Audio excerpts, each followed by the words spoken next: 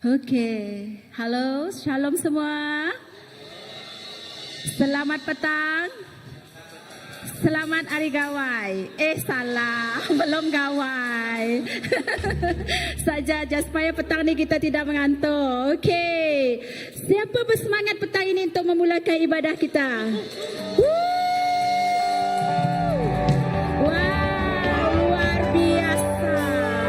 Hari ini juga hari yang indah sekali. Mengapa saya katakan hari ini indah? Siapa boleh jawab?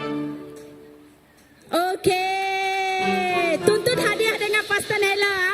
Saya tak ada hadiah. Oke, hari ini adalah hari Pentakosta. Hari yang begitu indah di dalam kehidupan kita sebagai orang Kristen. Mengapa? Kerana hari ini, hari Pentakosta adalah hari yang memberi sejarah yang besar kepada gereja-gereja di seluruh dunia. Mengapa? Selepas Roh Kudus dicurahkan kepada para nabi dalam Kisah Para Rasul 2, mereka mula bersaksi dengan beraninya menceritakan kemuliaan dan kebaikan Tuhan. Dan hari inilah hari di mana kita, di mana-mana sahaja di dunia ini telah menjadi pengikut Kristus. Amin. Oke, jadi mari kita semua bangkit berdiri. Kita mulakan ibadah kita pada hari ini. Kita serahkan ibadah kita kepada Tuhan. Jesus, terima kasih Tuhan. Hari ini, hari kami mengingatkan Tuhan betapa besarnya kasih-Mu. Jesus, Engkau bukan sahaja menyelamatkan kami, tetapi Engkau sentiasa menyertai dan memimpin hidup kami melalui Roh Kudus. Kerana Roh Kudus yang memberi kami kekuatan, Roh Kudus memberi kami penghiburan, hikmat, dan menolong kami Tuhan menurut sesuai kehendak-Mu Bapa. Terima kasih Roh Kudus.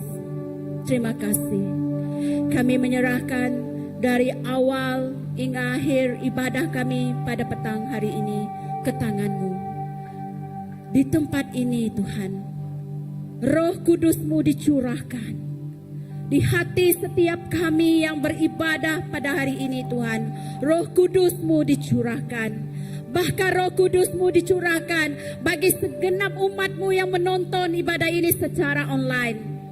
Begitu juga Tuhan, kami menyerahkan praise and worship kami Tuhan ke tangan-Mu. Supaya Tuhan, Engkau menyertai mereka.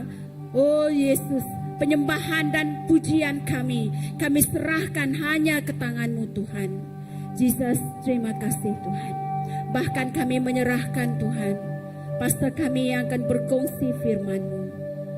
Setiap apa yang pastor kami kongsikan, setiap apa yang pastor kami katakan Tuhan, itu adalah bicara-Mu melaluinya.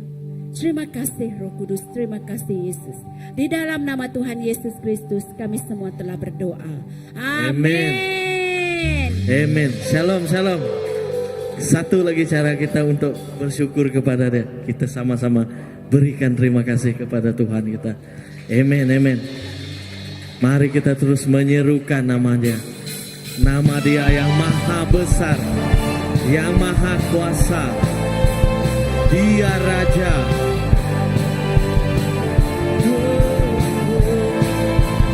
Tuhanku, Tuhanku maha besar, Tuhanku maha kuasa, Raja segala raja. Dia takkan tergoyahkan, Dia takkan terkalahkan. Dia hidup dan berkuasa. Serukan namanya Yesus, Tuhan Raja. Segala kuasa tunduk dalam namanya. Oh, luar biasa, perkasa mulia Yesus, nama di atas segala nama. Oh,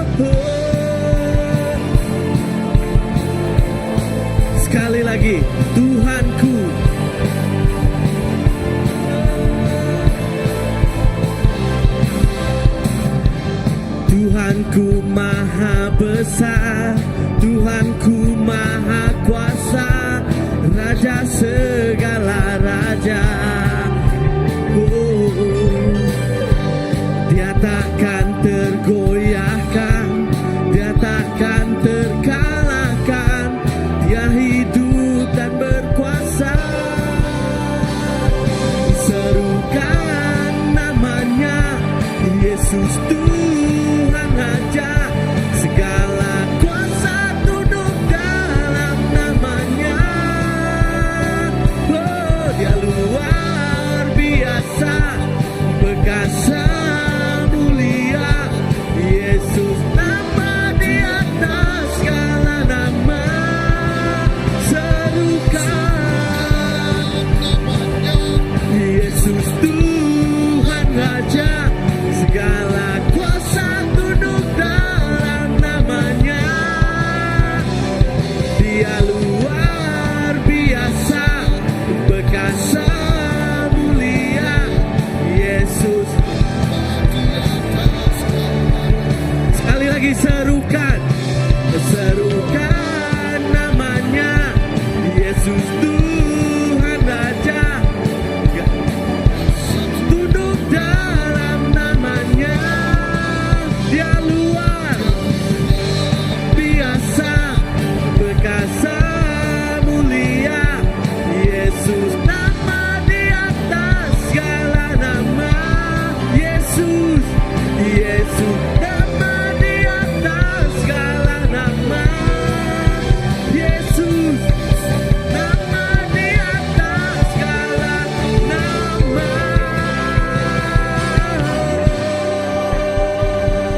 Yesus nama di atas segala nama. Serukan namanya, Yesus Tuhan Raja, segala kuasa tunduk dalam namanya. Oh, Dia luar biasa, perkasa mulia, Yesus nama di atas segala nama. Sekali lagi kita serukan, serukan namanya, Yesus Tuhan Raja, segala kuasa tunduk dalam namanya. Dia luar biasa, perkasa mulia, Yesus nama di atas segala nama. Yesus di atas, di atas segala nama. Yesus, Yesus nama di atas segala nama.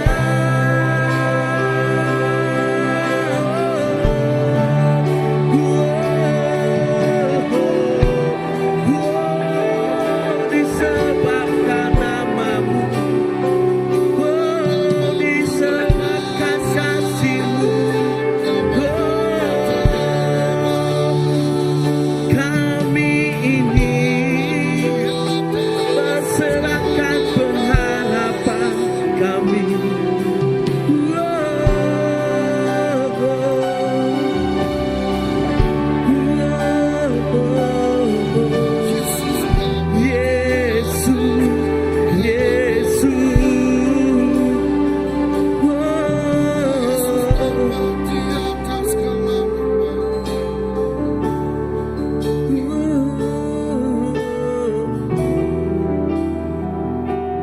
Kasih-Mu, karya-Mu,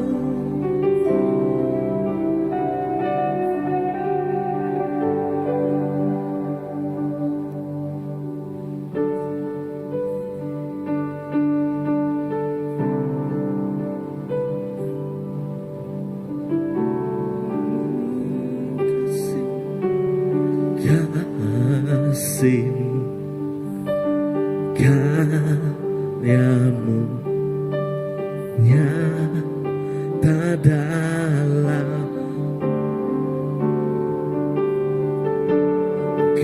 Kau pegang hidupku dalam tanganmu, dan salibmu tebus hidupku.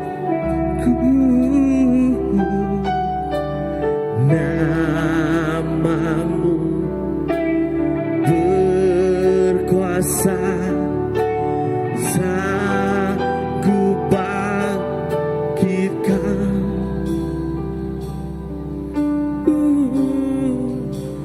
Harapanku di dalam-Mu, hanya Kau Yesus. Kami percaya, ku aman dalam-Mu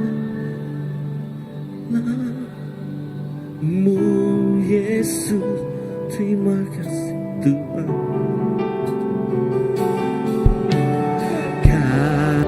Kasih-Mu, karya-Mu nyata dalamku. Kau pegang hidupku dalam tangan-Mu. Oh, darah-Mu, salib-Mu, oh, tebus hidupku. Oh, namamu berkuasa.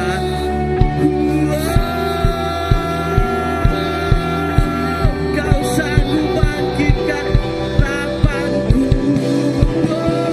Harapanku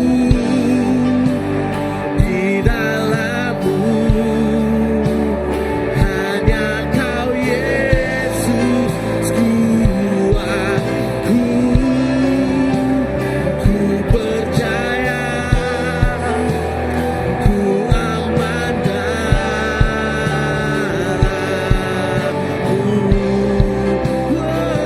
Harapanku Tuhan, harapanku di dalam-Mu, hanya Kau Yesus kuatku. Ku percaya, ku aman dalam-Mu.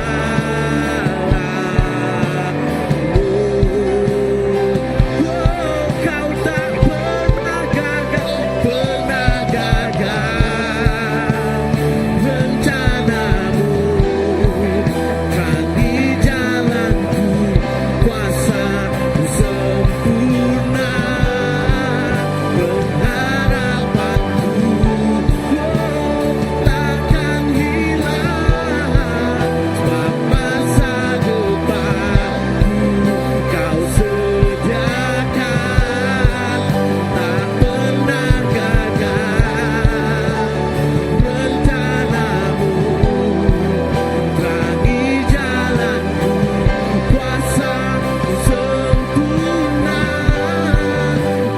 Harapanku takkan hilang, sebab masa depanku dalam-Mu. Harapanku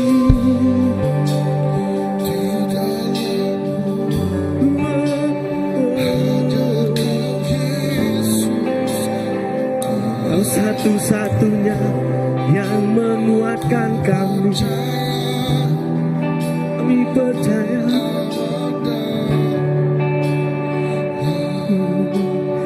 kami kan terus aman di dalam.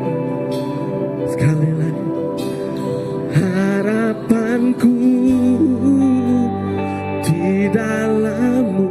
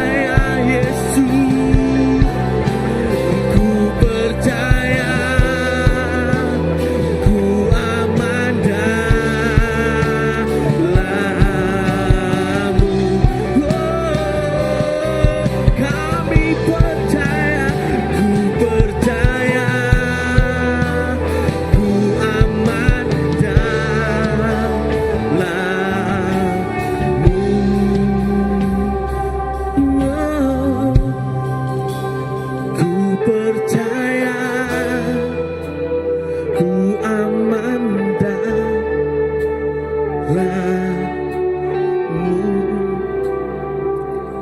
Terima kasih Tuhan. Percaya kami kan aman di dalam-Mu. Kaulah satu-satunya adalah pengharapan di hidupku.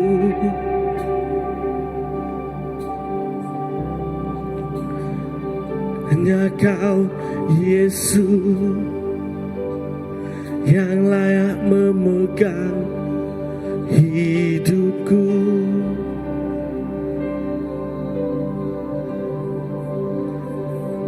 Hanya Kau Yesus yang mampu mengubah segalanya di dalamku.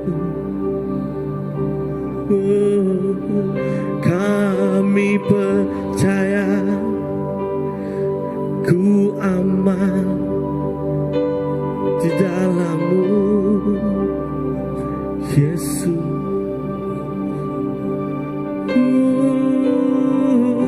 Kau yang layak, sebab itulah Kau yang layak dimuliakan.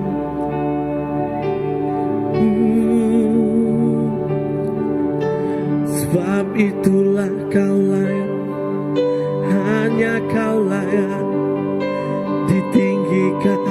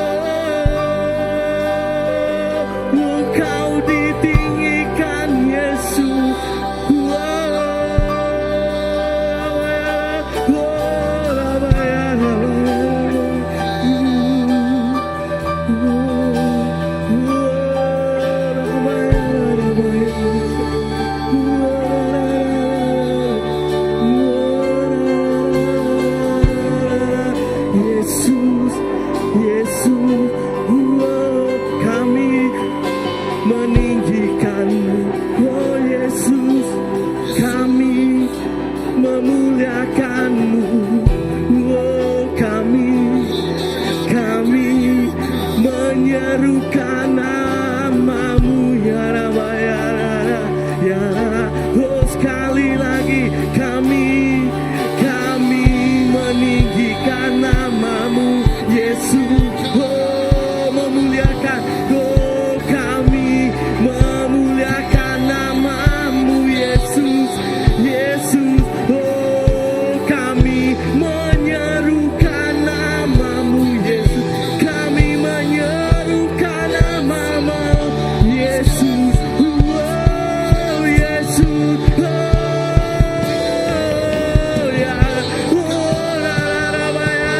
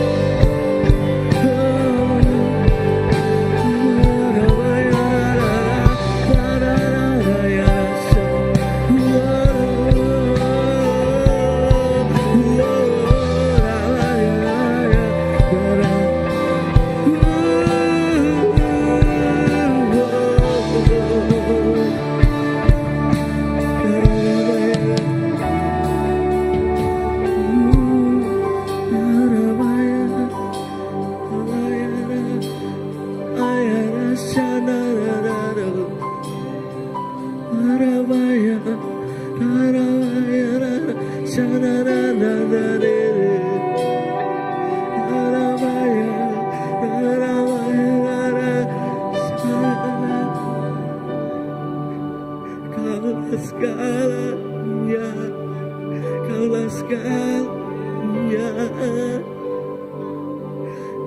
Kau layak dimuliakan, Kau layak ditinggikan. Tiada yang selain Engkau Yesus.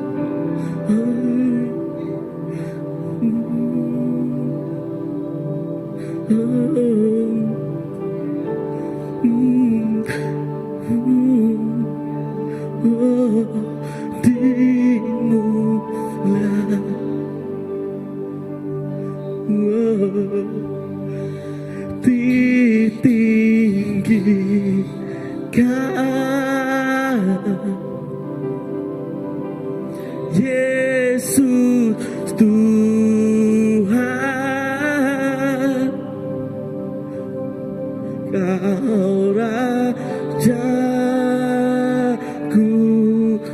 hanya Kau yang bertakhta.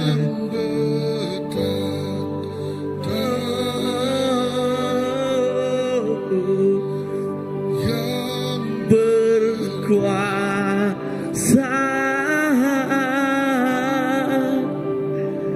Yesus Tuhan,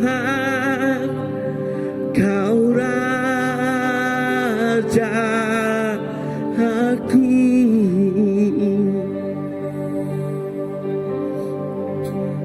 dimuliakan,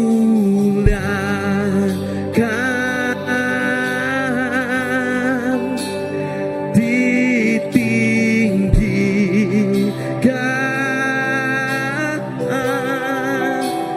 Yesus Tuhan,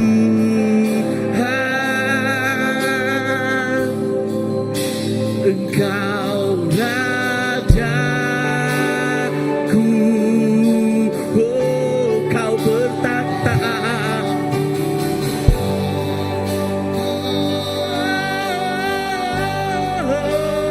Yang berkuasa, yes Lord, oh Yesus Tuhan.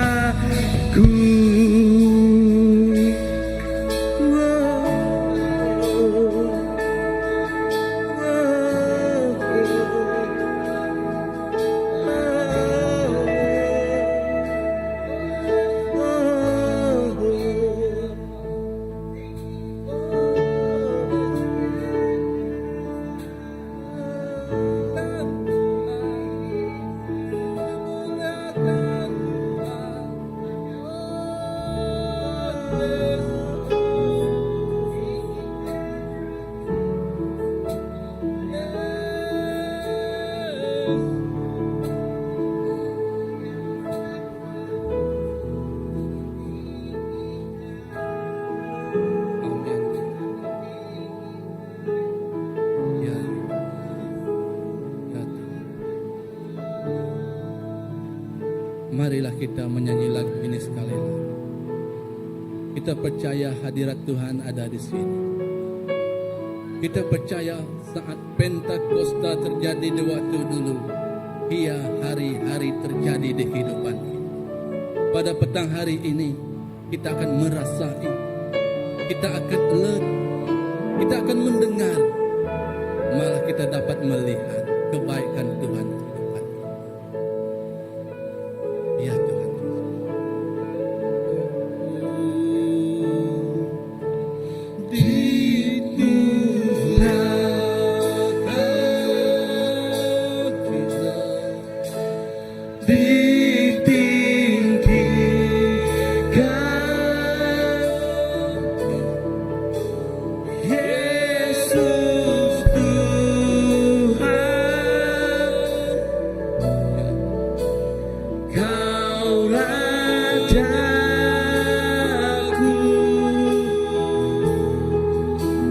Yang bertahan,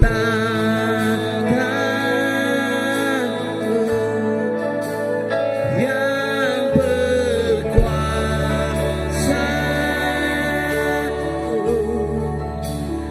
Yesus Tuhan, Kau Rajaku.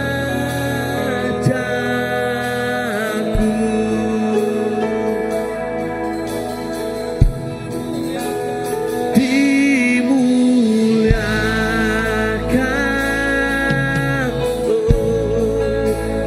ditinggikan,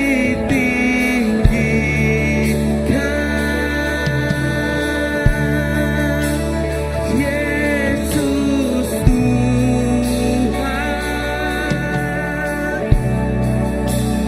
Kau Rajaku.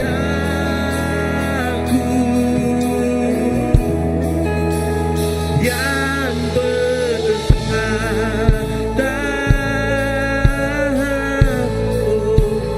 yang berkuasa,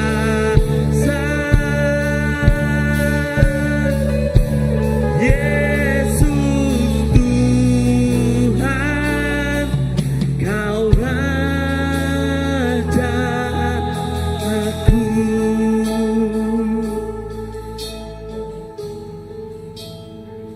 Yesus Tuhan, Kau Rajaku.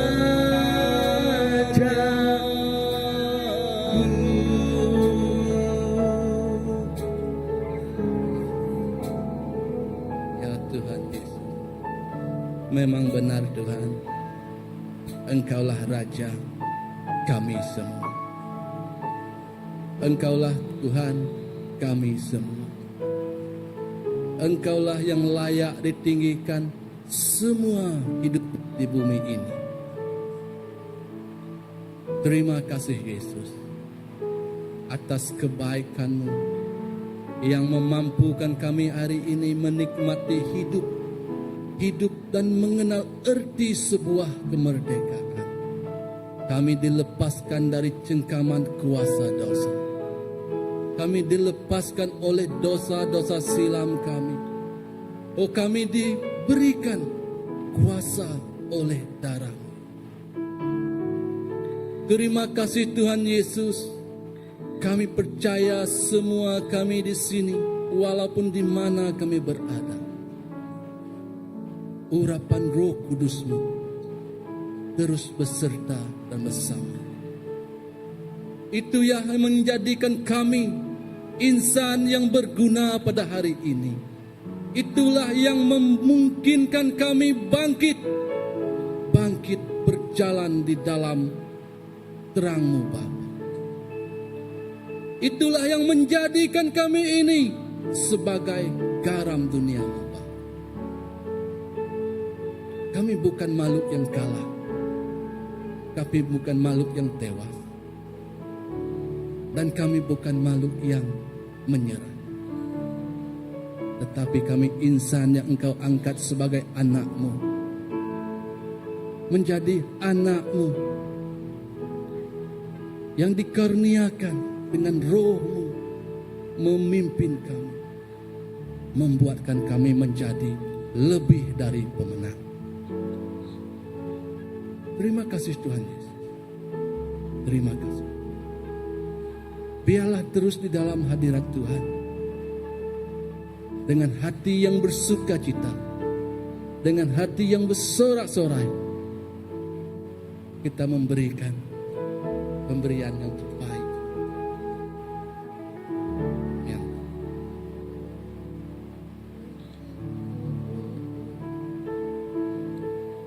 Jesus, kami mujinya, kami nyembah Raja berdiri di tengah kami, Tuhan diangkat lalu dipuji. Jesus, Jesus, kami muji Tuhan, kami nyembah Tuhan di Raja, berdiri di tengah kami, Tuhan diangkat lalu dipuji. Sembah Kau puji, Tuhan ditinggikan. Sembah Kau puji, Tuhan ditinggikan. Sembah Kau puji, Tuhan ditinggikan. Jesus Tuhan, Tuhan Raja. Sekali lagi, sembah Kau puji, Kau puji, Tuhan ditinggikan. Sembah Kau puji, Tuhan ditinggikan. Sembah Kau puji, Tuhan ditinggikan. Jesus Tuhan, Tuhan Raja. Sembah, sembah Kau puji, Tuhan ditinggikan. Sembah Kau puji, Tuhan ditinggikan. Sembah Kau puji, Tuhan ditinggikan. Jesus Tuhan, Tuhan Raja. Jesus, Jesus Tuhan, Tuhan Raja.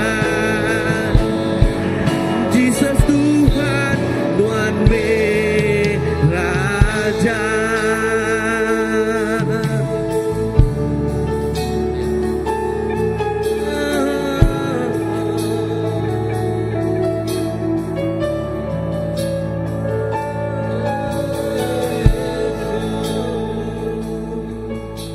Iya Tuhan, memang benar Bapa. Hanya Engkaulah yang kami puji dan kami sembah, karena hanya Engkaulah yang layak. Terima kasih Tuhan atas pemberian yang kami berikan kepada Bapa.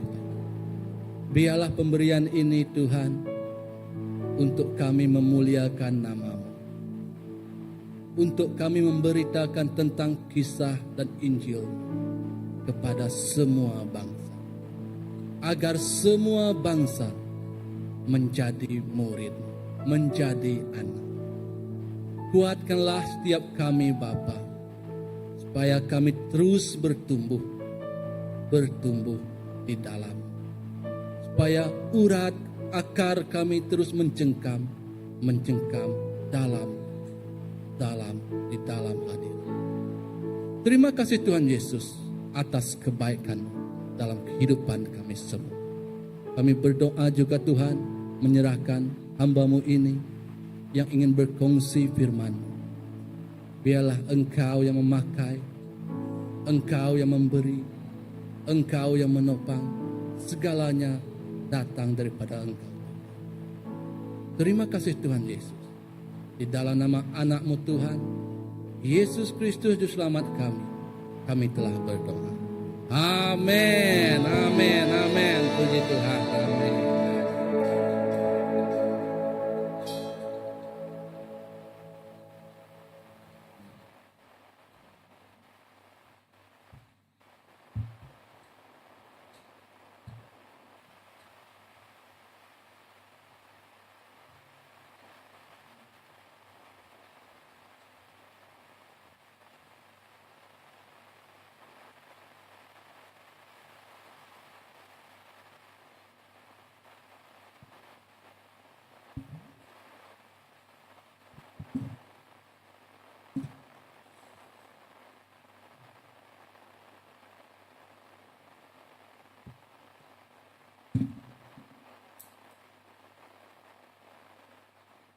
Halo, shalom semua. Ya, puji Tuhan. Sejuk kah? Saya rasa sampai tadi saya rasa panas. Bila dah sampai ke depan saya rasa sejuk pula. Mungkin angin tapi ikon. Ataupun satu orang kata aura dia berlainan sedikit ya. Tapi apapun, terima kasih kepada kita semua pada petang hari ini. Saya percaya kita yang hadir di sini pada petang hari ini adalah orang yang rindu dan kehausan akan kebaikan Tuhan dalam hidup kita. Amin. Amin. Ya, jadi kalau kita lihat pada pagi, siang hari tadi, kita ada ibadah bersama dengan Scripture Union, di mana mereka mereka berjalan ataupun menginjil ke sekolah-sekolah ataupun untuk golongan remaja ataupun anak-anak kita. Kenapa pentingnya? Seperti yang Cikgu Brandah kata pagi tadi, mengikut kajian 80% orang yang menerima Tuhan itu adalah bermula dari usia 7 hingga 18 tahun. Kiranya kita tidak bergerak, kiranya kita tidak memainkan peranan kita, maka 80% itu akan menurun. Begitu juga lewat kehidupan saya di bangku sekolah menengah. Disitulah saya mula menerima Yesus dalam kehidupan saya. Tetapi saya tak pasti macam mana dengan Anda semua. Ya, kadang-kadang kita ada juga daripada ibu bapa kita, keturunan kita. Itu bertuah dan beruntung kerana kita lahir-lahir telah menjadi orang Kristen. Amin. Ya, puji Tuhan. Kalau kita lihat pada hari ini sebelum saya pergi ke tema khotbah saya yang sederhana ini, saya ingin berkongsi sedikit tentang Pentakosta yang kita sebut pada hari ini. Pentakosta kalau kita lihat di Kisah Para Rasul 2, di mana kita melihat Roh Kudus dicurahkan ke atas para murid Yesus pada waktu itu. Mereka dipenuhi dengan Roh Kudus dan diberi kuasa untuk bersaksi.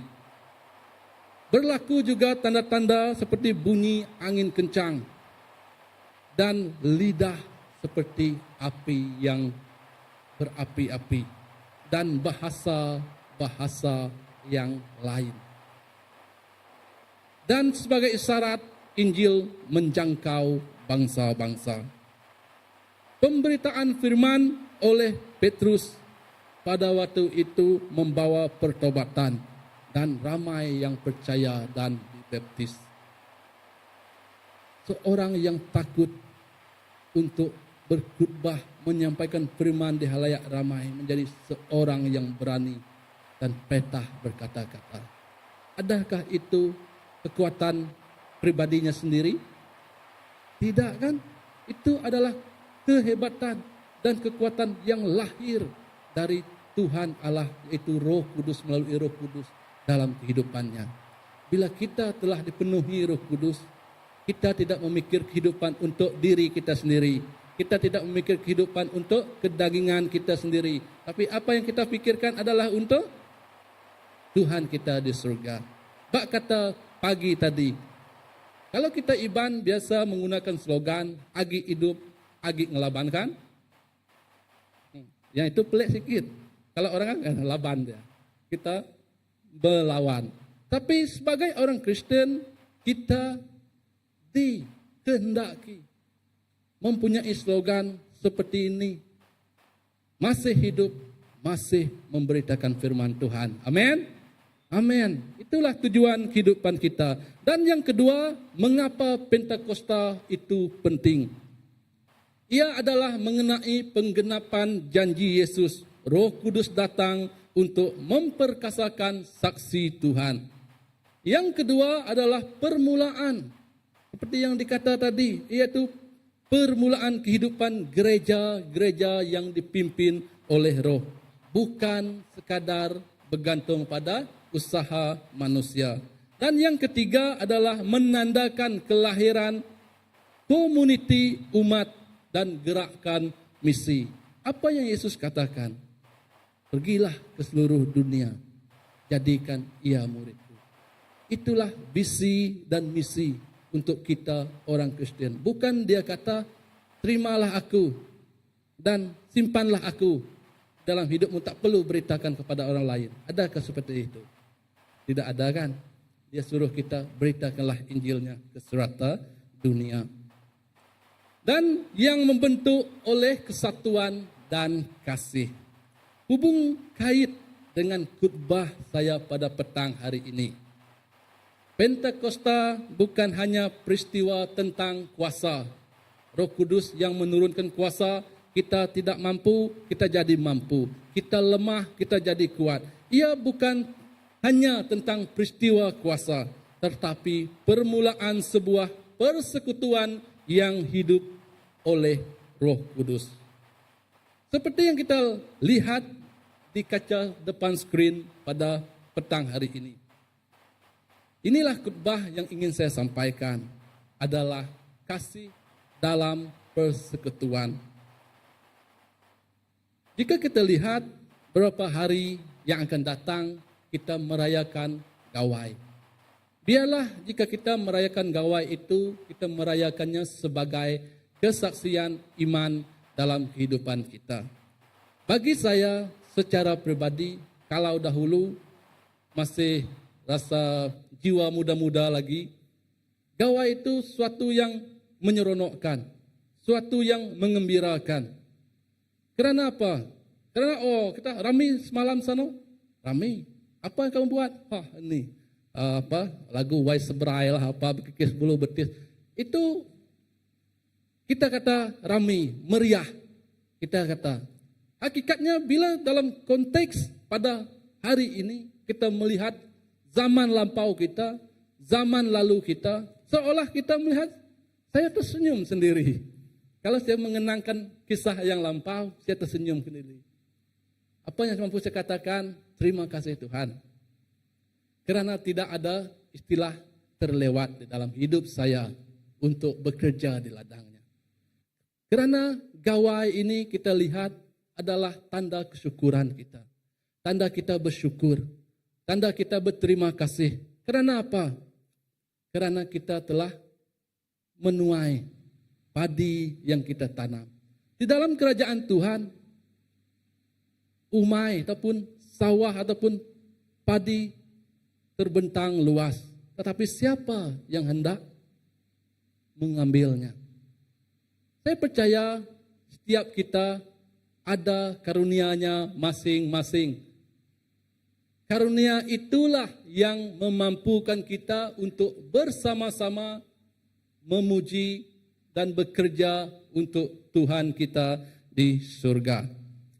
Oleh itu, hasilnya terlihat melalui panggilan dalam surat Roma 12:9-14. Pentakosta melahirkan hidup yang dikuasakan oleh Roh.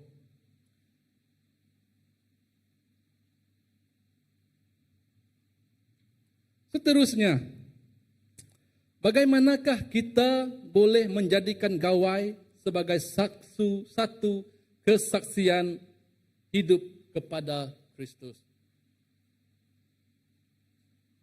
Ya, slide seterusnya. Oke. Jika kita lihat daripada ini adalah lebih daripada sekadar tradisi. Kalau kita lihat di sebelah ada yang padi semua ini adalah tradisi kita dahulu. Masa untuk bersyukur atas hasil tuaian, meraihkan kehidupan dan berkumpul bersama komuniti. Balik gawai, apa yang paling menyeronokkan saya pada hari ini, saya dapat berjumpa bersama dengan adik-beradik, abang dan ibu bapa dan sanak saudara. Kenapa begitu suka? Kerana dalam 1 tahun mungkin hanya gawailah yang kita dapat berjumpa semua sekali dalam 1 hari berkenaan. Kita dapat bercerita, kita dapat berkongsi kisah, kita dapat ketawa, kita dapat menikmati suasana yang menyeronokkan. Sebab itu kalau saya dulu balik gawai, saya suka. Sebab keluarga kami adik-beradik ada 8 orang. 8 orang. Suatu keluarga yang besar.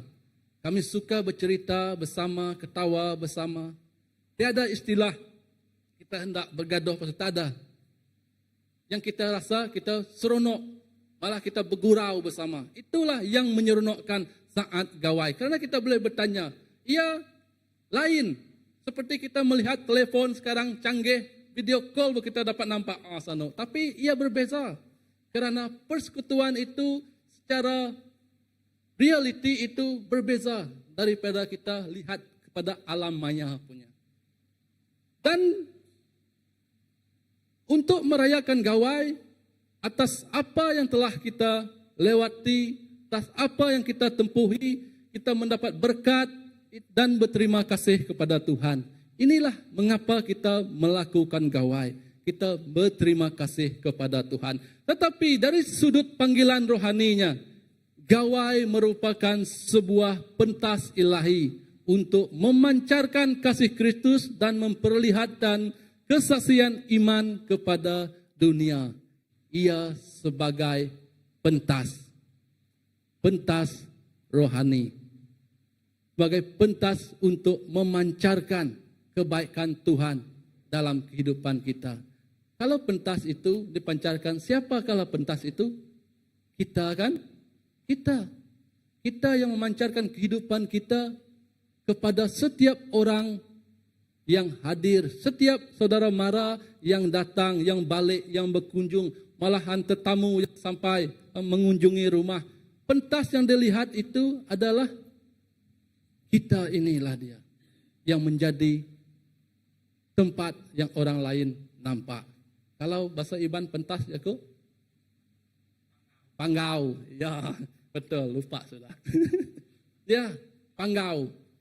Jadi itulah orang mau nampak, semua mata tertuju kepada pentas ataupun panggau itu untuk melihat karakternya, untuk melihat apa yang berlaku di atas panggau ataupun pentas tersebut. Gawai mempunyai nilai yang indah seperti yang saya katakan tadi, kerana kita bersyukur dengan hasil tuaian, merayakan kehidupan, berkumpul bersama komuniti. Bukan sahaja komuniti keluarga kecil kita, tetapi komuniti luar yang balik turut bersama-sama. Kalau macam kami di rumah panjang kami ada 64 lot bersamaan dengan 59 pintu. Kerana ada satu rumah dia ambil 2 lot lah. Jadi sebab itu dia ada 59 pintu. Kalau suatu ketika dulu kita berpikir di sudut yang zaman, orang kata zaman kegelapan kehidupan kita. Tak sampai setengah rumah saja sudah tak tahu apa lagi.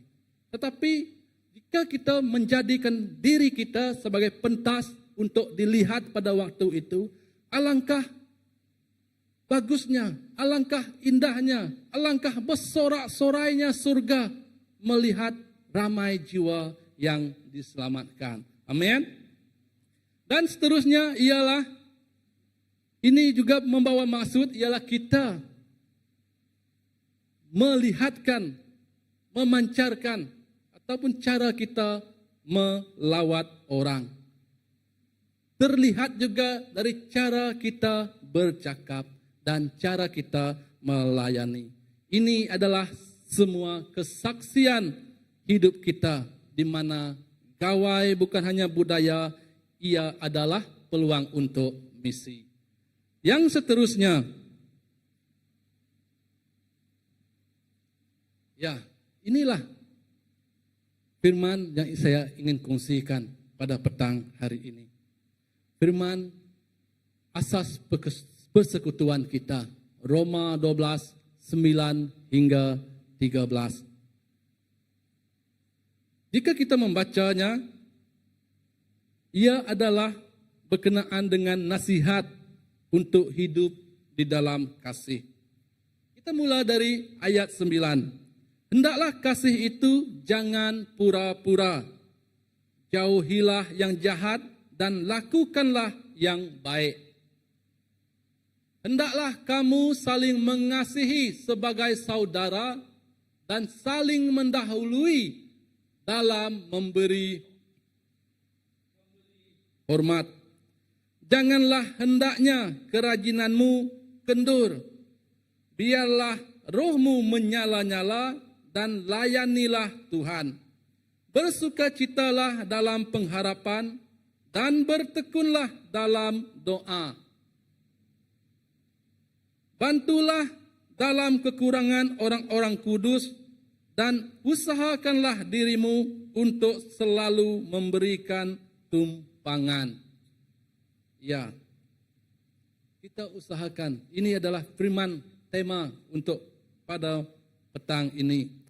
Jika kita lihat firman Tuhan berkata itu tadi, kasih itu janganlah pura-pura. Saling mengasihi sebagai saudara dan bersukacitalah dalam harapan. Ini adalah asas kehidupan kita sebagai seorang Kristen. 3 perkara yang penting dari teks ini adalah kasih yang tulus. Yang kedua, persekutuan sebagai keluarga. Dan hidup yang aktif di dalam Tuhan. Ini adalah dasar bagaimana kita merayakan gawai sebagai orang yang percaya. Hari ini saya berkhotbah tentang gawai supaya memperingatkan kita. Hidup kita mempunyai misinya, mempunyai tujuannya. Walaupun kita tidak merayakan gawai, kemana-mana kita pergi, kita memberi berkat, kita menjadi terang, kita menjadi garam ke dalam kehidupan orang-orang yang belum mengenal Tuhan. Seterusnya, ada 4 tiang utama di dalam 4 di dalam Kristus, yaitu tiang yang pertama, kasih yang tulus. Di mana kita lihat tadi, ia adalah hendaklah kasih itu tidak berpura-pura. Maksudnya kasih yang tulus, kasih yang betul-betul mengasihi, bukan kasih yang bersyarat. Kita biasanya kalau kasih kepada orang lain, kalau orang itu kalau tidak ada kepentingan kita, saya tak nak lah. Kalau ada kepentingan kita, kita mengasihi orang itu. Itu kasih dunia. Hendakkan sesuatu mesti ada balasannya. Tetapi kasih Tuhan adalah berbeda. Kasih Tuhan adalah kasih yang tulus dan tidak berpura-pura. Jika Yesus itu setia, ia setia sampai ke hujung nyawanya. Adakah kita ingin setia sampai ke hujung nyawa kita? Memang benar, kita hidup di dalam darah dan daging. Kadang kita kalah tewas dalam kedagingan kita. Tetapi apa yang perlu kita lakukan ialah datang kepada Tuhan. Menyembah kepada Tuhan. Mengakui kesilap kita dan tidak berbuat dosa lagi. Kalau dalam hubungan sebagai seorang kekasih, kalau kita ingin bercinta, contohnya, kalau kita ingin bertanya kepada seorang perempuan, kadang-kadang kita rasa sok sendiri kan? Bila ditanya, ia tidak pun menyukai kita. Orang kata, bertepuk sebelah tangan. Bertepuk sebelah tangan tidak berbunyi, betul kan?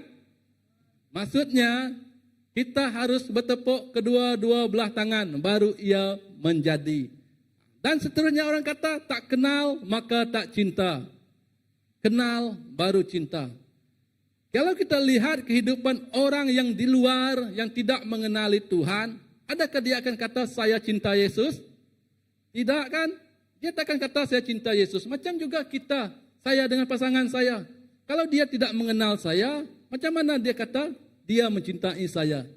Mungkinlah kalau yang disatukan oleh keluarga, tanpa mengenal satu sama lain. Sini adakah? Ada yang disatukan keluarga? Ryan? Belum lagi lah. Mungkin lah.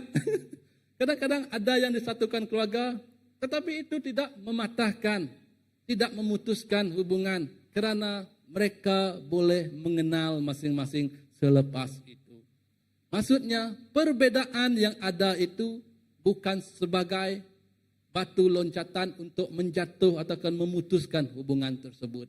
Inilah yang kita kehendaki. Kalau kita merayakan sesuatu perayaan ataupun kita berkunjung ataupun melawat ataupun merayakan gawai yang kita hendak sambuti pada beberapa hari yang akan datang.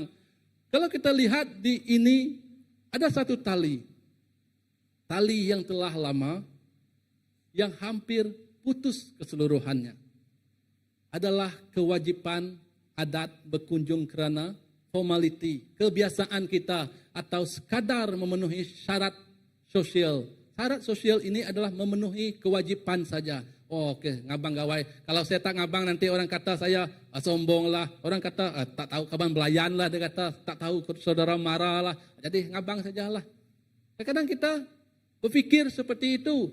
Tetapi jika kita hidup di dalam kasih Kristus yang ikhlas, kita datang dengan hati yang benar-benar mengasihi.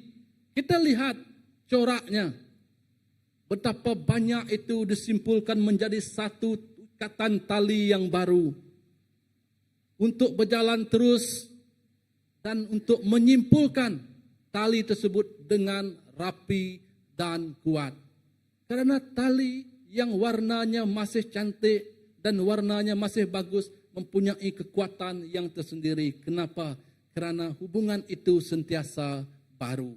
Tali itu sentiasa baru dan sukar. Tidak mampu untuk kita putuskan.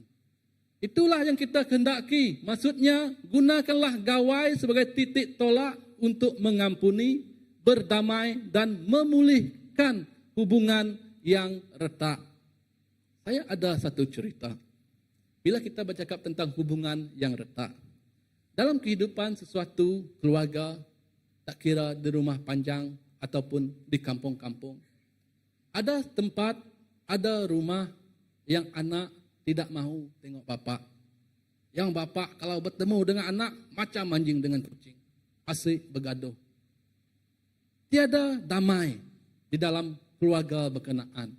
Apatah lagi kalau sudah tak tahu apa-apa, itu cerita yang lain lagi. Keluarga yang tidak mengampuni antara satu sama lain. Keluarga yang sukar untuk memaafkan kesalahan masing-masing ataupun merendahkan hati untuk meminta ampun. Dua-duanya ego. Satu ketika, bila kehidupan keluarga seperti ini, tiada benda yang baik terjadi. Pergaduhan terjadi. Bila bergaduh, rumah ada yang pecah, semualah benda rosak. Tiada berkat yang hendak sampai ke rumah. Kenapa? Kalau ada pun dia habis pecah. Kalau ada pun dia habis dibuang. Macam mana kita mau menikmati benda yang kita beli mahal, lepas tu buang macam tu kerana bergaduh. Lepas tu seorang pergi ke bandar bekerja, tak mau balik-balik. Kenapa tak mau balik? Karena baginya tiada apa yang damai di rumah. Tetapi yang tinggal di kampung adalah bapa dan ibunya. Kita tahu tidak kasih seorang bapa dan ibu, walau dalam keadaan ataupun situasi manapun, ia tetap menanti kepulangan anaknya. Ia tetap menanti kehadiran anaknya, melihat anaknya berubah ataupun tidak. Itulah message yang ingin kita lihat sebagai seorang yang membawa menjadi titik tolak untuk mengampuni ataupun berdamai, memulihkan hubungan yang retak. Terkadang itu sambil kita berjumpa bersama kawan, saudara kita, ceritanya cerita yang mampu mengangkat, orang kata tu, iman mereka dengan lebih kuat lagi. Oleh itu, gunakanlah gawai ini dengan sebaik mungkin. Tetapi soalannya, adakah kita melawat dengan hati yang tulus atau sekadar memenuhi kewajiban? Itu kita jawab sendiri di dalam hati kita. Saya percaya semua kita adalah dengan hati yang tulus. Amin. Dan seterusnya tiang yang kedua. Yang kedua adalah persekutuan yang membina. Kita lihat di screen ini. Kenapa rumah ini? Seperti yang tertulis tadi, hendaklah kamu saling mengasihi sebagai saudara. Jika kita lihat di sini, mengapa rumah ini di bawahnya adalah keluarga Tuhan yang berpegang teguh kepada Kristus. Bayangkan rumah yang bertiang tinggi ini patah satu di tengah-tengah. Bebannya berat untuk ditanggung. Tetapi kenapa mampu ditanggung? Kerana ramai. Kerana keluarga Tuhan itu bersatu. Bersama-sama. Mempertahankan bersama-sama menahan bebanan itu. Ia menjadi ringan sementara menunggu satu tiang tersebut dipulihkan. Begitu juga kehidupan kita. Kita rasa terlampau berat beban tersebut untuk kita tanggung. Untuk kita bawa sendirian. Bila kita datang ke dalam keluarga Tuhan, hanya kerana seorang, yaitu Yesus yang telah mati di kayu salib, semua kita diselamatkan. Kita mampu memainkan peranan, bersatu di dalam Tuhan. Saya percaya kebersamaan kita itu akan saling menyokong antara satu sama lain, yaitu wujud lagi satu ruangan tengahannya. Ruangan inilah tempat kebersamaan kita.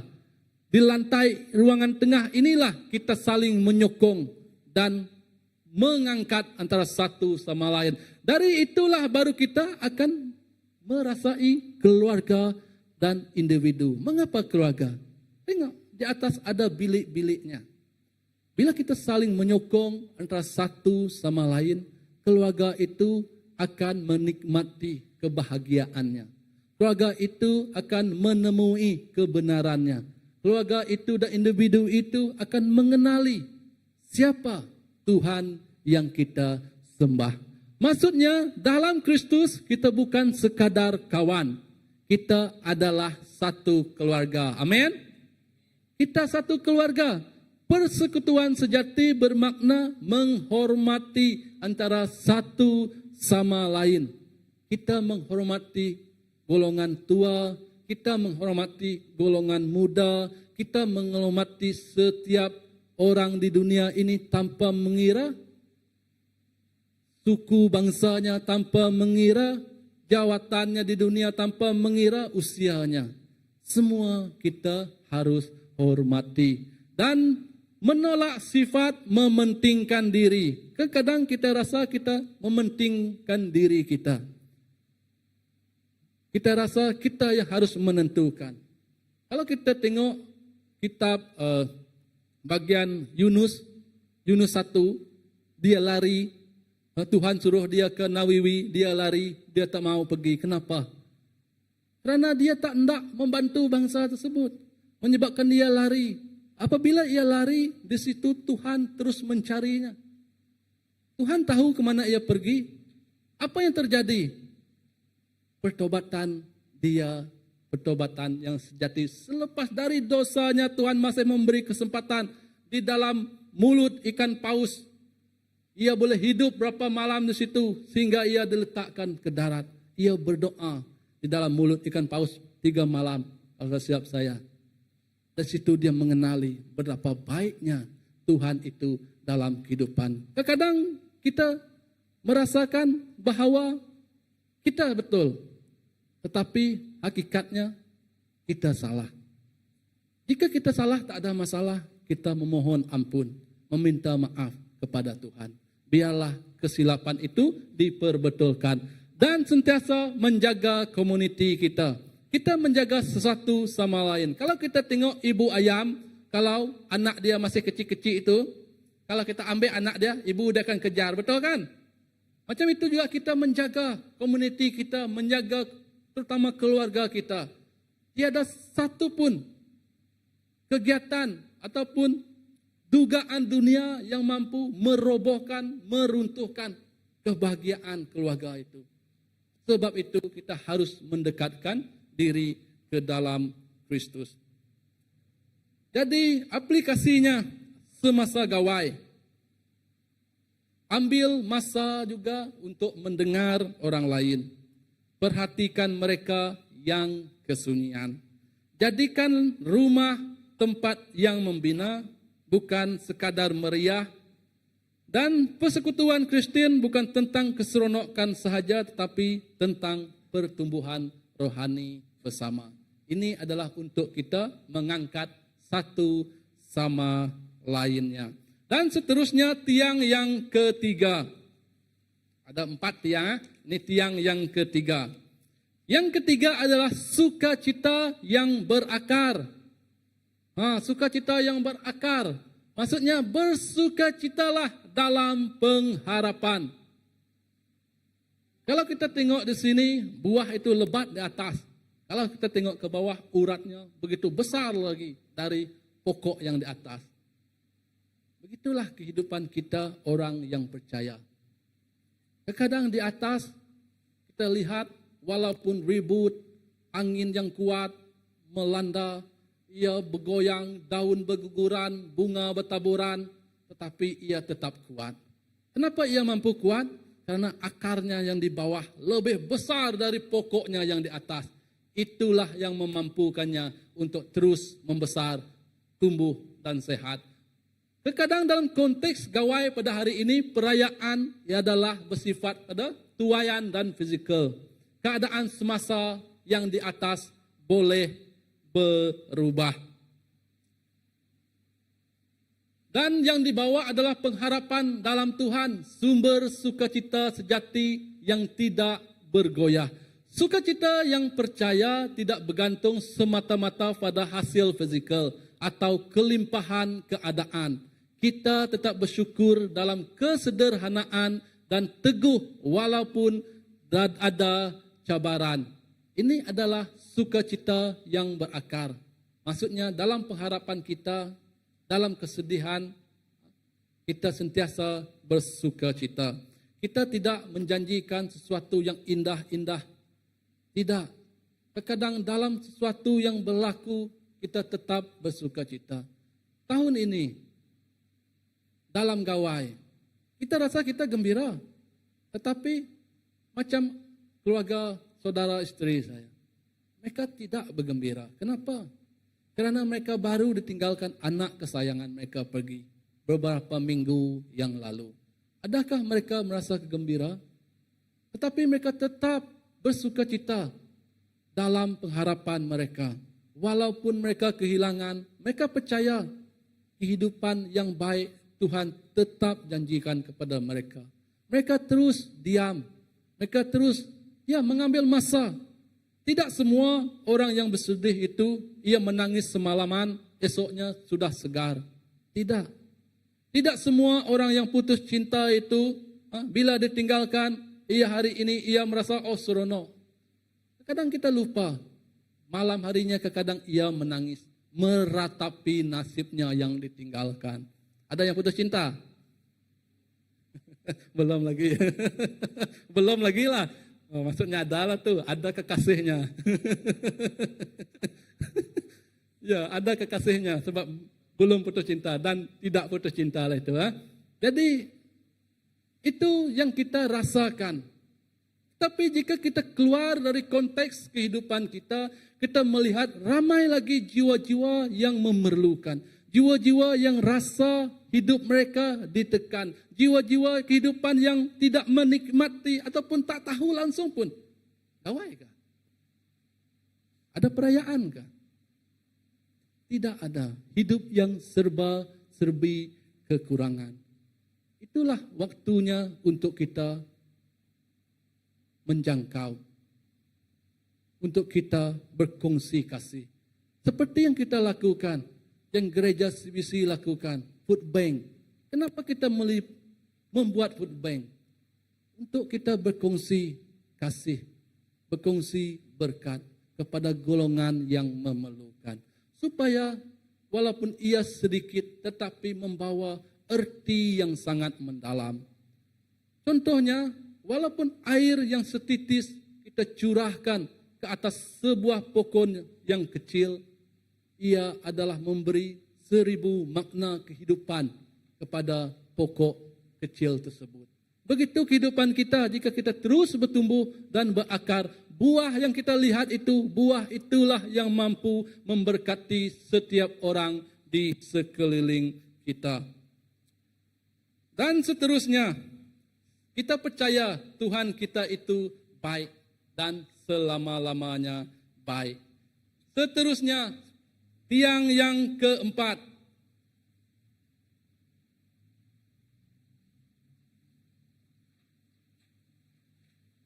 Ya, pelayanan dan keramahan. Firman Tuhan berkata, berusahalah untuk memberi layanan kepada tetamu. Pelayanan dan keramahan. Di sini juga kita melayani. Melayani bagaimana? Kita melayani Tuhan. Lewat ataupun melalui kehidupan kita. Melalui kesaksian kita. Kita lihat pintu yang terbuka. Ini adalah yang terakhirnya. Yang sepatutnya adalah buka rumah. Buka rumahmu. Sambutlah tetamu untuk berkongsi berkat, makanan, dan jadikan rumah kita tempat yang damai. Bukalah rumahmu. Siapa buka rumah? Saya mau datang abang ini nanti. Bukalah rumahmu. Dan kemudian buka hati. Kenapa perlu membuka hati? Karena membuka hati kita membuka ruang untuk menjadi saksi Tuhan dan melayani keperluan rohani mereka. Membuka hati. Kita kan telah dicurahkan dengan Roh Kudus. Jika kita memiliki Roh Kudus, saya kata ibarat satu pokok tadi. Roh Kudus satu pokok yang lebat, akar yang kuat. Roh Kudus satu pokok, sepokok. Di Roh Kudus tersebut ada buah, saya kata buah lah, buah 9 buahnya. Jika kita memiliki Roh Kudus, satu pokok tadi, adakah buah dia kurang satu? Paham maksud saya? Ataupun contohnya, buah apple. Dalam buah apple, sebiji buah apple ada 9 rasanya. Jika kita makan apple tersebut, mengambil apple tersebut, kita akan merasa 9 rasanya tersebut. 9 kan? Adakah, pertanyaannya, jika kita mengambil sebiji apple tersebut, kita hanya rasa 7 rasa ada saja. Logik kah? Paham?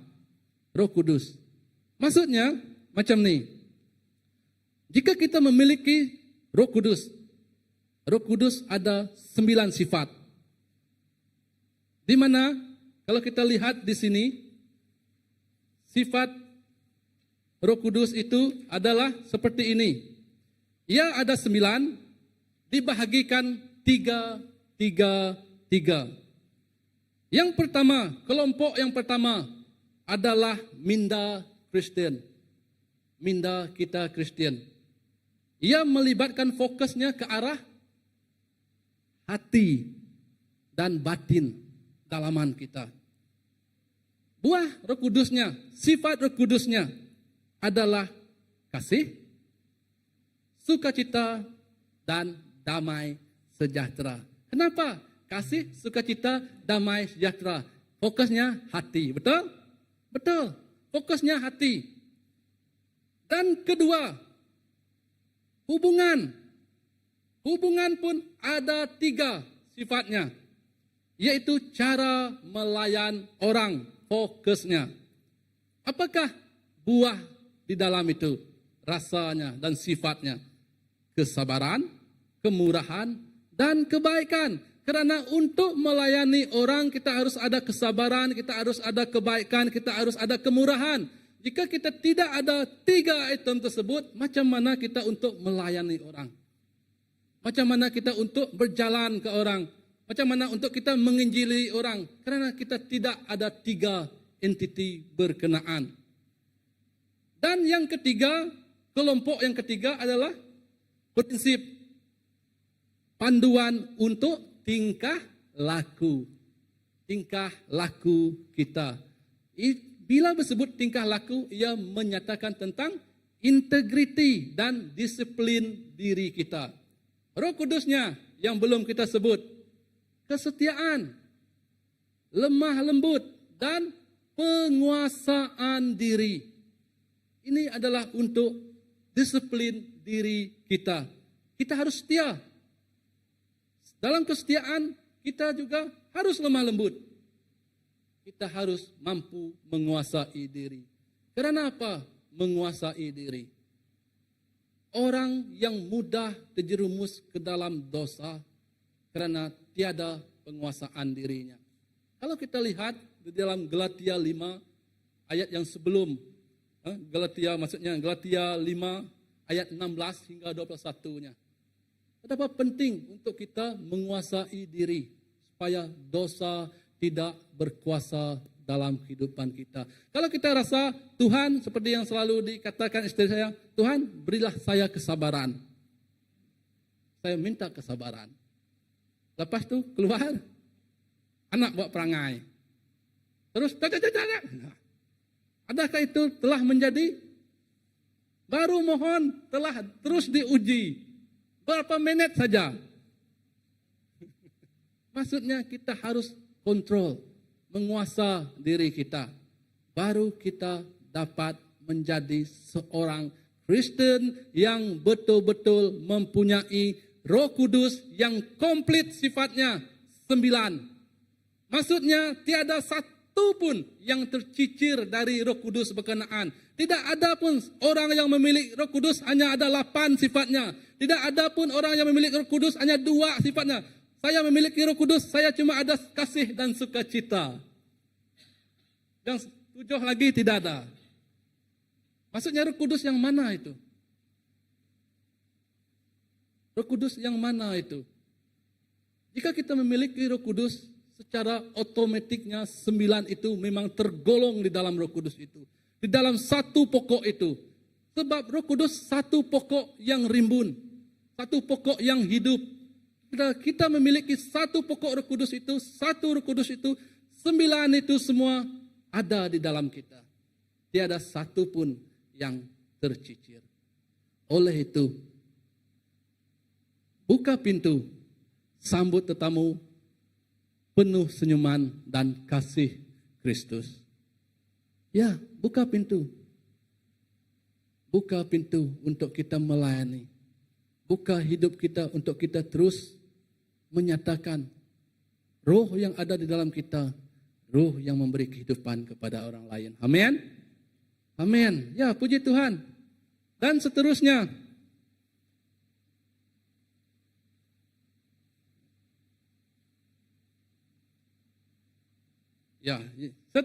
adalah perbandingan gawai tanpa Kristus dan di dalam Kristus, ataupun tradisi melawan yang di dalam Kristus.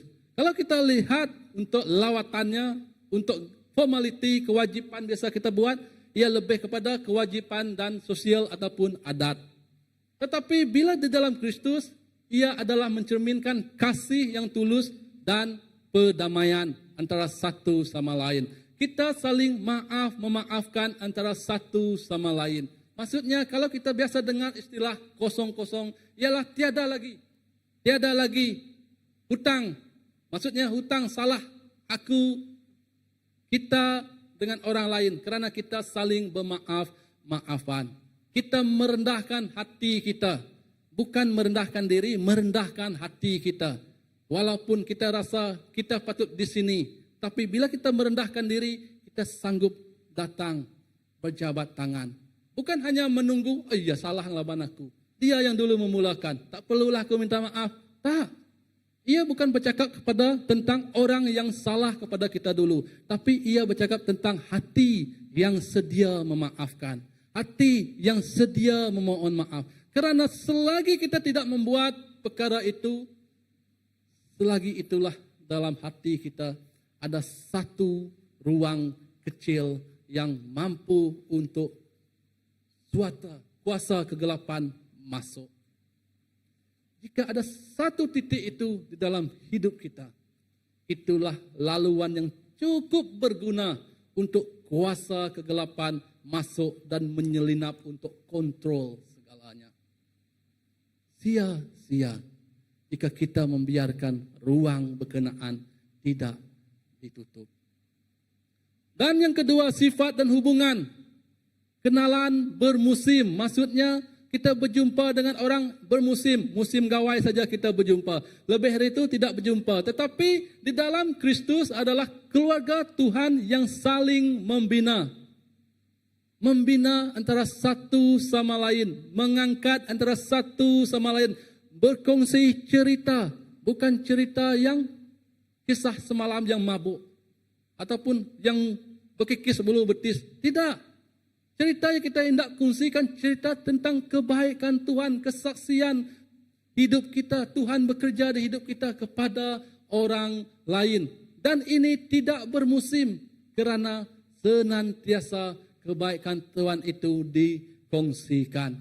Dan yang ketiga adalah sumber sukacita.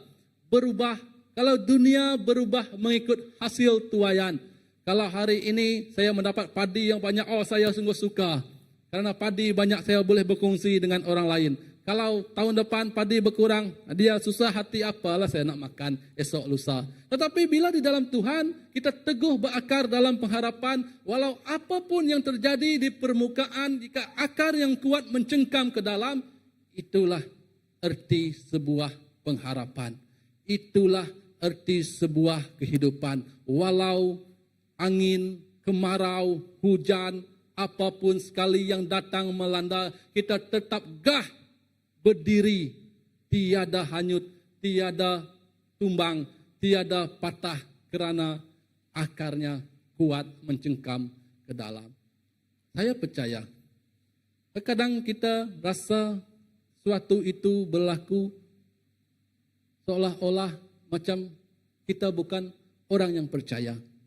Tetapi itu adalah prosesnya. Proses dalam kehidupan kita sebagai manusia. Kita kadang perlu diuji. Seperti kita kata untuk mendapat emas yang murni, emas perlu diuji. Jika kita tidak diuji, macam mana kita tahu emas itu murni? Jika hidup kita tidak diuji, macam mana kita tahu iman kita kuat dan teguh di dalam Tuhan? Jika kita diuji, kita akan makin mencangkam, urat akan makin menjalar lebih ke dalam tanah, malahan berpegang di batu-batu yang besar. Dan yang keempat, fokus layanan adalah dunia menunjukkan kemewahan rumah. Oh, ini aku ada beli sofa baru gawai. Aku ada beli TV baru untuk gawai. Kadang-kadang kita tengok, ini ada lagi satu case, tapi bukan kita lah. Bila sampai musim perayaan nih, mereka datanglah yang seringgit, bayar kemudian lah berapa bulan, bayar seringgit dulu terus sampai. Habis semua perayaan nih, datanglah orang kutip balik, bawa balik. Jadi seolah-olah kehidupan itu untuk kita menunjukkan bahwa kita ada. Maksudnya menunjukkan kemewahan yang ada dalam rumah kita. Tak apalah janji orang nampak, tak apa bergaya, walaupun papa ke dana. Itu dia. Tak apa kalau kita bergaya, yang penting kalau walaupun papa ke dana. Maksudnya tak apa. Orang tengok kemewahan walaupun hakikatnya kita tidak seperti itu.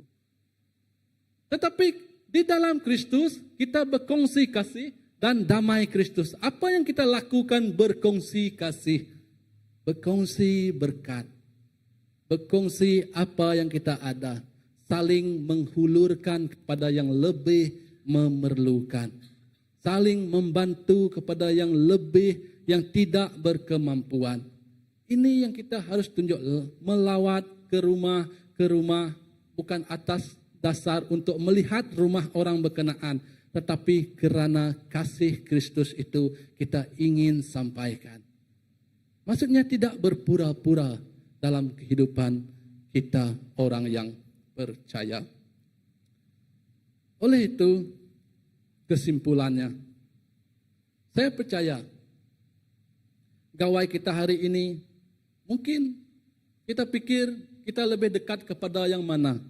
Tapi saya percaya kita lebih dekat kepada Tuhan. Apa yang Tuhan kehendaki. Kesimpulannya,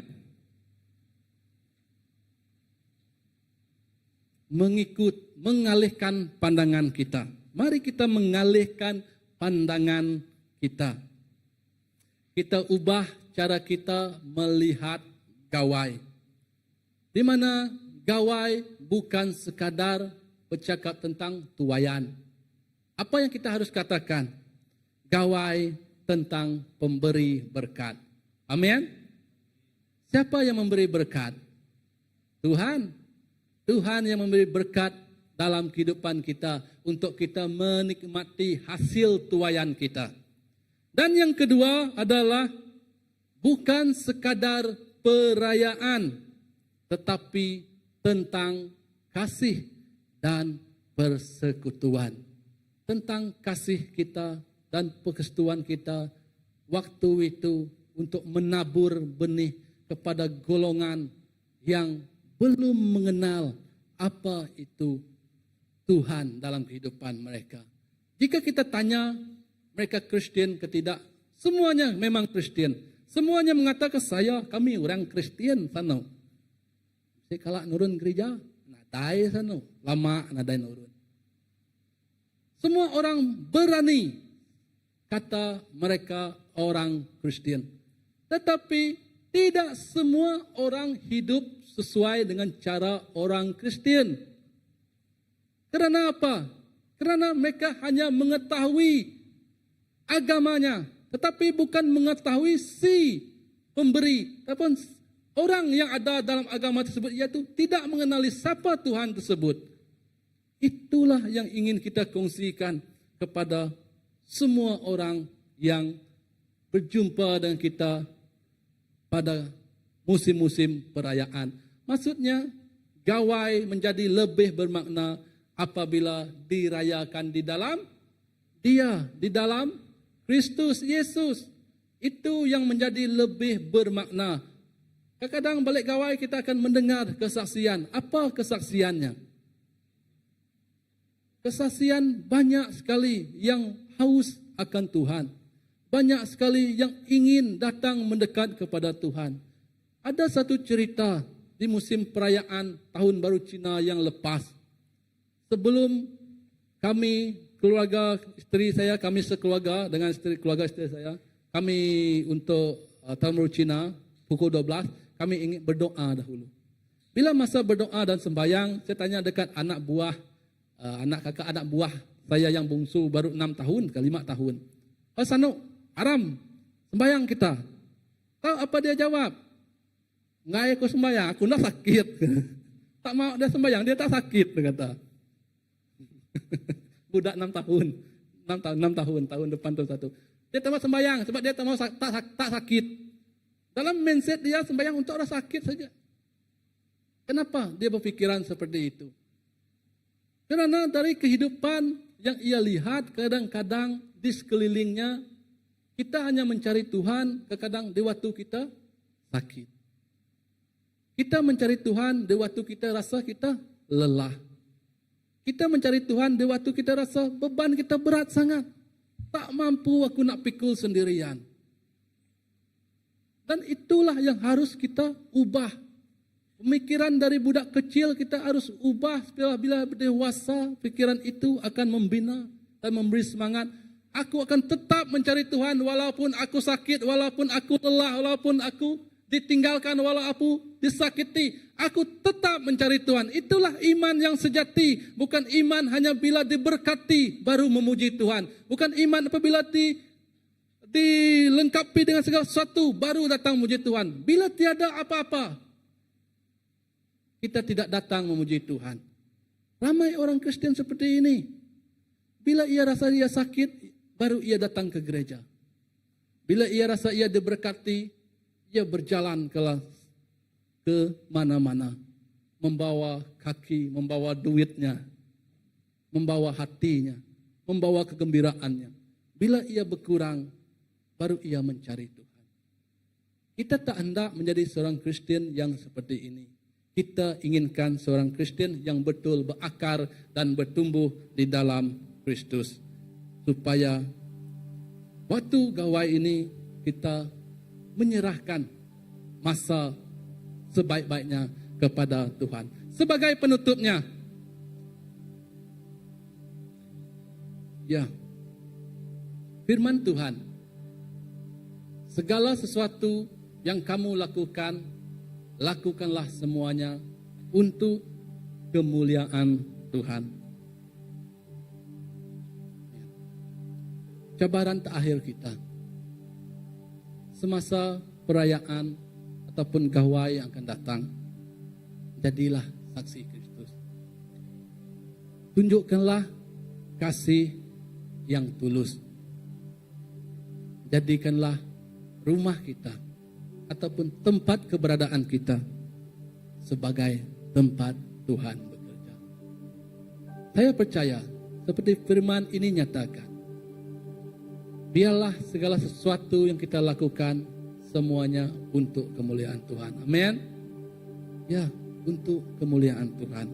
Karena hidup kita bukan milik kita lagi, tetapi hidup kita adalah untuk Tuhan kita.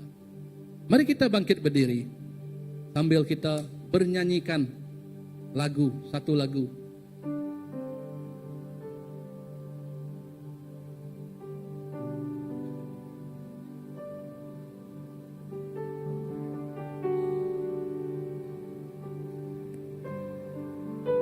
Saya percaya dalam apapun perayaan, kehidupan, sesuatu yang kita hadapi, yang kita rayakan, kita membuka hati kita, membuka hidup kita untuk Tuhan bekerja. Kuatkanlah hatimu, kuatkanlah dirimu, kuatkanlah pikiranmu. Sifat Roh Kudus lengkap dari atas hingga bawahnya. Lengkap dari dalam hingga luarannya. Roh itulah yang memampukan kita pada petang hari ini untuk bersorak-sorai, untuk menyala-nyala memberitakan kebaikan Tuhan. Semua karena anugerahmu, hari ini ada. Bukan karena kuatku, namun karena Roh-Mu. Ku bawa hatiku, penyembahanku, ku semakin berkurang, Yesus makin bertambah. Mengikut Yesus, itulah kesukaan hatiku.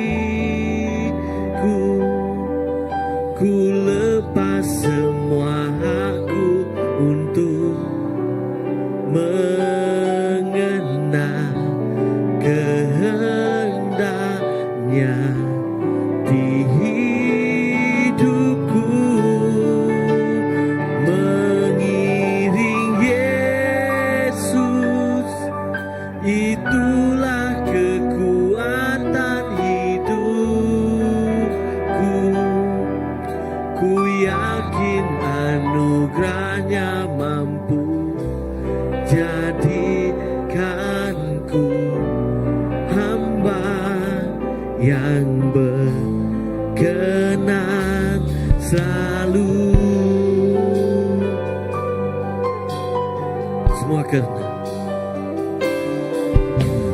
Semua karena anugerah-Mu hari ini ada.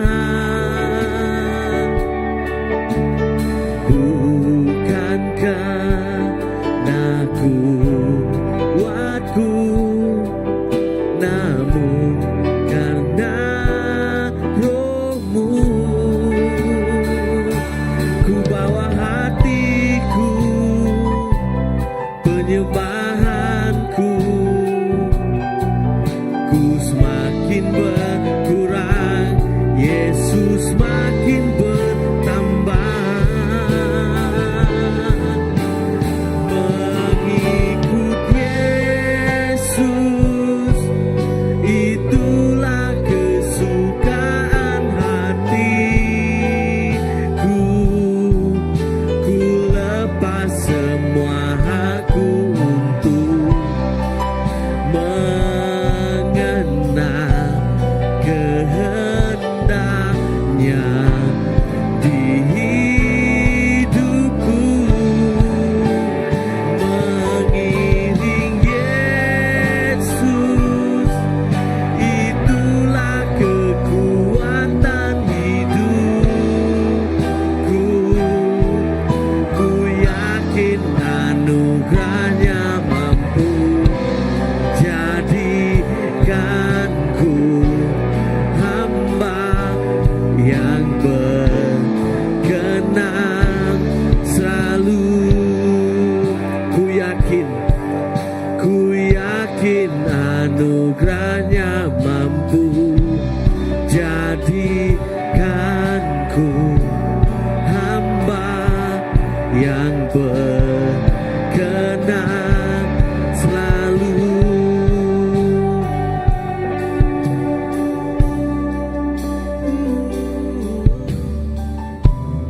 Ya Tuhan, marilah kita meletakkan tangan kita di dada kita. Kita berdoa bersama-sama. Walau apapun kita rasakan tentang diri kita, tetapi itu adalah kita. Walau apapun yang kita pikirkan tentang diri kita, itu juga tetap diri kita.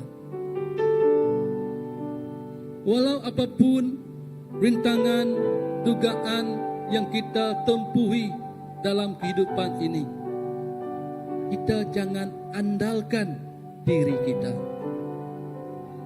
Tetapi apa yang harus kita andalkan? Apa yang harus kita lakukan? Apa yang harus kita dahulukan? Yesus, Yesus, Yesus. Tidak sehari pun, tidak semenit pun, malahan sesaat pun hidup kita menjauh dari Tuhan. Karena Tuhan itu berjanji, aku akan menyertaimu, aku akan bersamamu sampai ke ujung bumi sekalipun. Tuhan sentiasa bersama kita. Maksudnya, tak perlu kita risau, tak perlu kita hirau tentang kehidupan yang mendatang. Cukuplah kita pikirkan hari ini, membuat kebaikan hari ini, menceritakan Injil hari ini, melakukan sesuatu hari ini, supaya ramai jiwa-jiwa yang belum mengenal Tuhan akan mengenal Tuhan di dunia ini. Dari satu orang, yaitu diri kita sendiri, yang hidup di dalam dakapan kasih Tuhan. Jangan mengatakan, aku tidak mampu Tuhan. Anak Tuhan yang telah dicurahkan dengan Roh Kudus yang cukup sifatnya, itulah yang memampukan kita.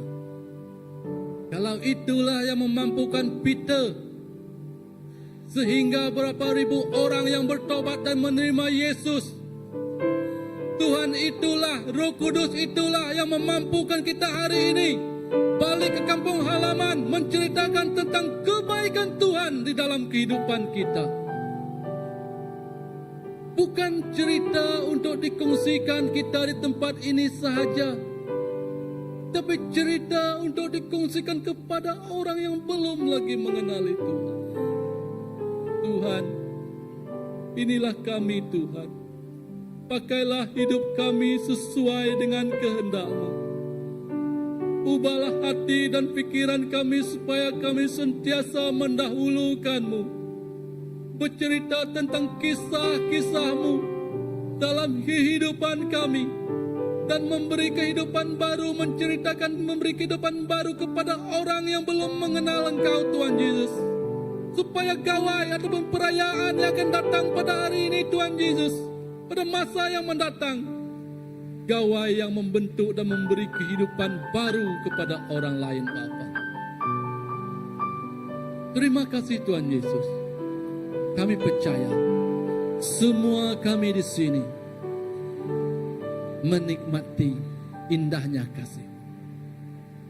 Kasih itu kami kongsikan, kami ceritakan kepada orang yang belum mengetahui Engkau. Kuatkan kami Bapa, tuntun langkah kami Bapa, bentuklah kami Bapa. Terima kasih Tuhan Yesus, Engkau mengerti segala sesuatu. Di dalam nama Tuhan Yesus Kristus kami telah berdoa. Amin, amin, amin. Ya, Tuhan memberkati semua. Oke, saya serahkan kepada yang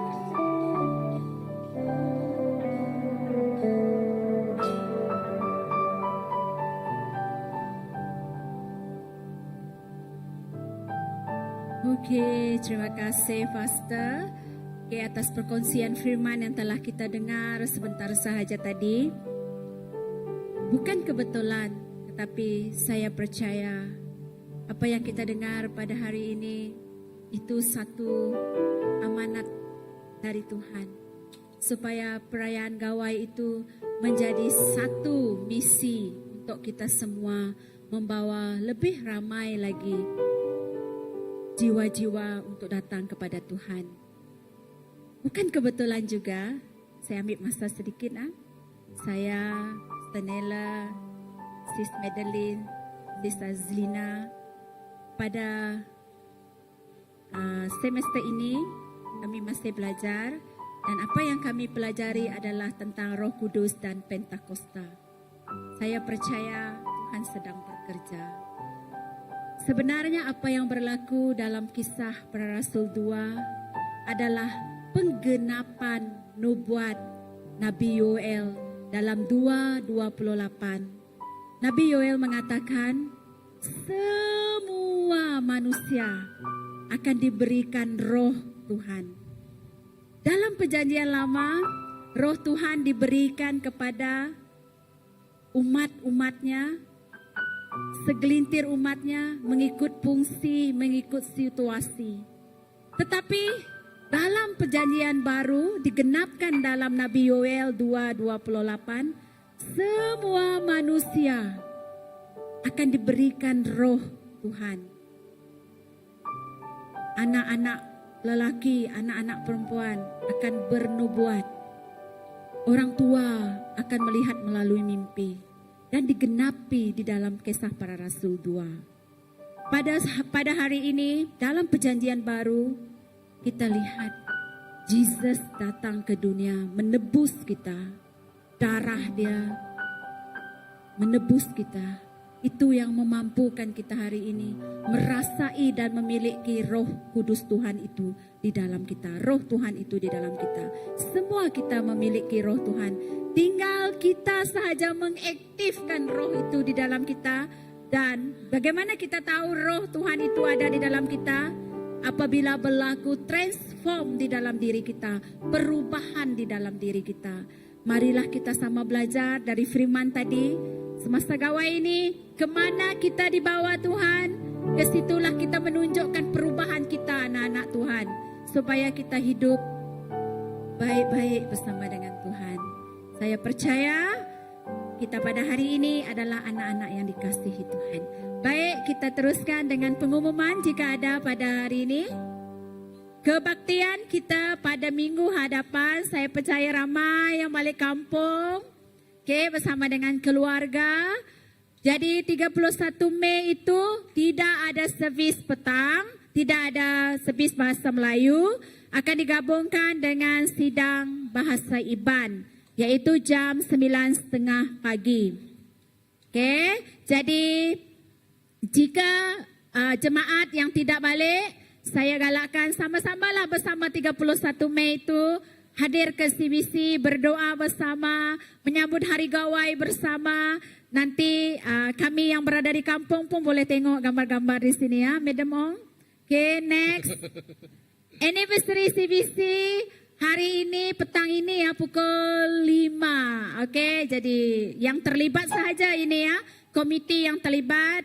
Saya, Pastor Nella ada nanti, jadi direct lah lepas ni kami stay untuk meeting anniversary. Bagi yang lain saya tak pasti. Jika yang terlibat stay. Next. Ada lagi. Ini adalah mini seminar bersama Pastor Calvino di Maranatha Church di Sri Aman pada 12 hingga 13 Jun. Kalau saya tidak silap pada hari 12 itu Jumaat, 13 Sabtu. Kan Jorim kalau saya tak salah. Betul, sebab 12 itu saya tak ada di sini. Jadi saya tahu 12 itu hari Jumaat, 13 itu hari Sabtu. Jadi bagi yang muda-mudi, saya galakkan generasi kini, bersamalah dengan Pastor Kavino di Sri Aman. Ada yuran sebanyak RM20. Ini untuk makan nih yuran nih. Jadi pergilah, kalau ada youth di gereja ini nak pergi, bolehlah bagi tahu siapa-siapa, Jorim kah? Kan Jorim pergi kah? Jorim pergi. Belum tahu. Next. Jadi yang ini adalah apa nih? Kita nampak. Oh, selamat hari gawai daripada sidang BMCBC. Wow, ini mesti Cikgu Jonathan buat nih. Jadi gawai ini bersyukurlah kepada Tuhan. Itulah gawai kita. Kerana kenapa? Kalau dulu kepercayaan orang Iban sambut gawai selepas musim menuai. Mereka memberikan terima kasih kepada petara sebab memberikan padi yang banyak, betul. Tapi hari ini kita percaya setiap hari kita bersyukur kepada Tuhan. Kenapa? Kerana kasih setia Tuhan itu bahkan setiap hari diperbaharui dalam diri kita. Amin. Oke, jadi saya rasa itu sahaja pada hari ini. Oke, mari kita berdoa sebelum kita pulang. Terima kasih Bapa atas segala berkat yang kami dapat dan perolehi daripada apa yang kami perlakukan, apa yang kami perbuatkan dalam hidup kami. Kami percaya semua itu kerana kasih dan anugerah yang Kau berikan Tuhan. Bapa, pada petang hari ini, apapun yang telah kami perdengarkan firman-Mu Tuhan, supaya firman itu berbuah di dalam hidup kami, yang memberikan transform di dalam hidup kami, memberikan perubahan di dalam hidup kami. Pada perayaan Gawai ini Tuhan, kami berdoa supaya jemaat-jemaat kami yang kembali ke kampung halaman, kami doakan perjalanan mereka selamat kembali ke kampung halaman dan selamat juga kembali semula ke Kuching Tuhan. Begitu juga dengan yang lain Bapa. Kami serahkan setiap jemaat kami ke tangan-Mu. Apapun yang kami perlakukan Tuhan, kami serahkan segalanya ke tangan-Mu. Terima kasih Tuhan atas penyertaan-Mu, atas kasih-Mu di dalam kehidupan ke kami. Di dalam nama Tuhan Yesus Kristus kami semua telah berdoa. Amin. Oke, terima kasih semua. Selamat apa? Selamat bergawai dan selamat pulang. Oke, terima kasih. Tuhan memberkati. Jangan lupa berjabat tangan antara satu sama lain. Oke, terima kasih.